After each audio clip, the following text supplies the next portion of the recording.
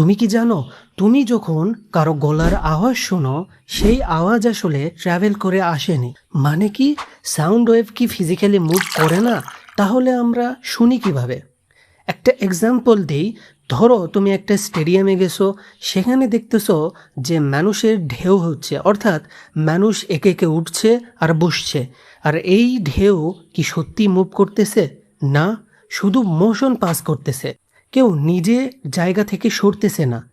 সাউন্ডও ঠিক এইভাবেই কাজ করে। যখন তুমি কথা বলো, তোমার ভোকাল কর্ড ভাইব্রেট করে, সেটা কাছের এয়ার মলিকিউলকে পুশ করে, সেই মলিকিউল আবার তার পাশের মলিকিউলকে পুশ করে, এভাবে চেইন রিয়াকশন চলতে থাকে। কিন্তু কোনো একটা মলিকিউল নিজে তোমার কাছে আসে না, শুধু ডিস্টারবেন্সটা ট্রাভেল করে তোমার কাছে আসে। আর এই ডিস্টারবেন্সের নাম হলো লঞ্জিটিউডিনাল ওয়েভ। এয়ার মলিকিউলগুলো সামনে পিছনে কম্প্রেস এবং এক্সপ্যান্ড হতে থাকে। এই এক্সপ্রেশন প্যাটার্ন যখন তোমার কাছে পৌঁছে, তখনই তুমি শুনতে পারো। তাহলে আরেকটা কথা চিন্তা করো, যে স্পেসের ভিতরে আমরা কোনো সাউন্ড শুনতে পাই না কেন? কারণ সেখানে কোনো মলিকিউল থাকে না ডিস্টারবেন্স পাস করার জন্য।